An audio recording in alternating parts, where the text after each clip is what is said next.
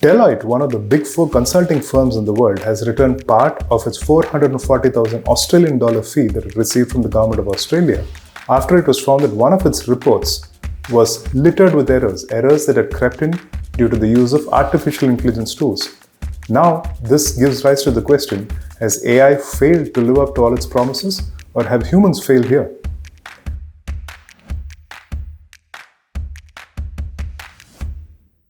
Hello and welcome back to Business Matters at the Hindu with me, K. Bharat Kumar.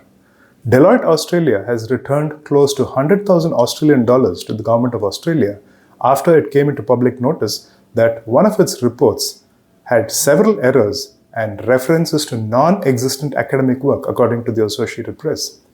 The report was meant for the use of the Australian government's Department of Employment and Workplace Relations. It was actually Professor Christopher Rudge of the University of Sydney who diligently went through the report and flagged numerous false references as well as a false quote attributed to a court judgment.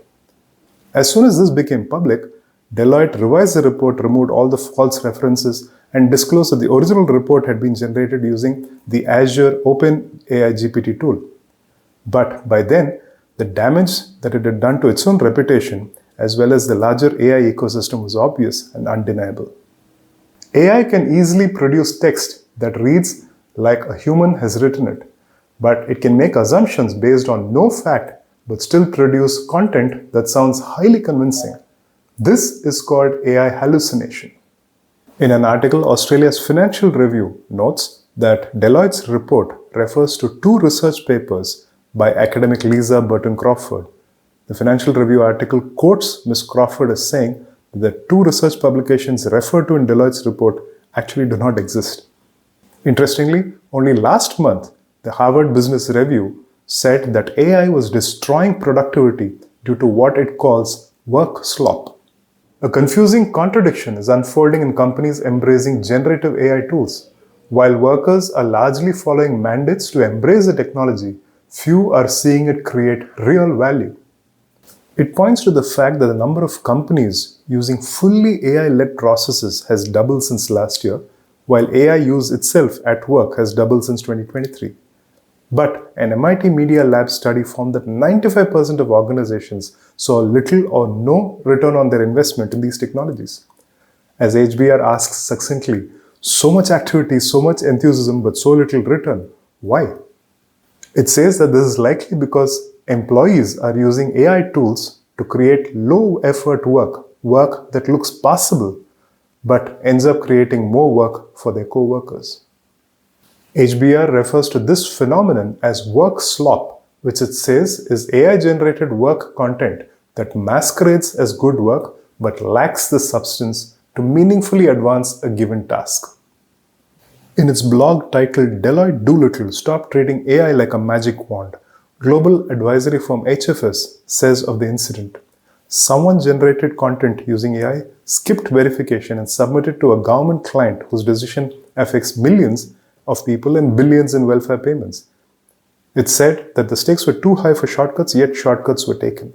It referred to its own survey from last year of 505 enterprise leaders from global 2000 firms, in which 32% of respondents listed the risk of inaccurate output and AI hallucinating among their top concerns.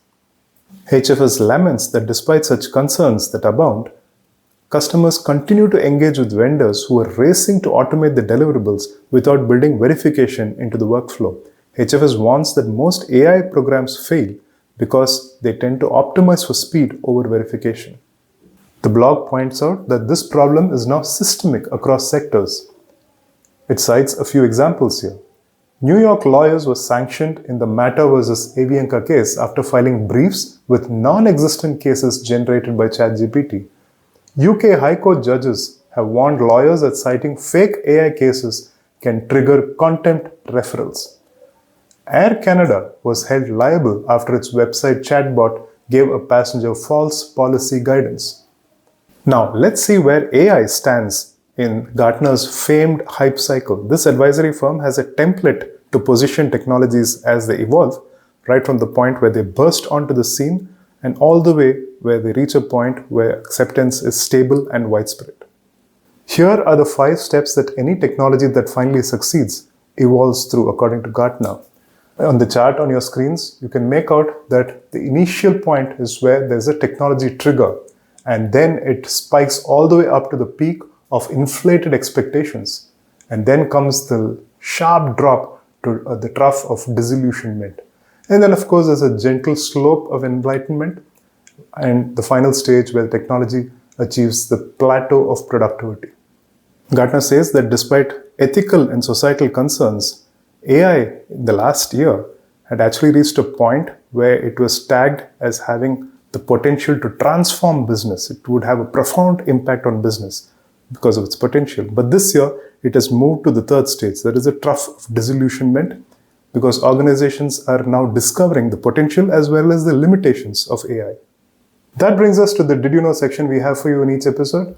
Did you know that a research team from Google published a paper in 2017 detailing the architecture which serves as the foundation for large language models used by Google itself as well as by the likes of OpenAI? When OpenAI released ChatGPT in 2022, it notched up 1 million users within 5 days. And here's a quiz question for this week. Related to a Did You Know nugget, what was the name of the architecture that the research team from Google published in the 2017 paper we just discussed? And here's the answer to last week's question. The question was, where was the first coin mint located and approximately how old is it estimated to be? In August 2021, Chinese archaeologists discovered the world's oldest known securely dated coin minting site in Henan province, China. Sometime around 640 BCE, this facility began striking spade coins, one of the first standardized forms of metal coinage. That's all we have for you folks in this episode. If you enjoyed what you saw, do not forget to like, share, and subscribe. Until we meet again, have a wonderful time ahead.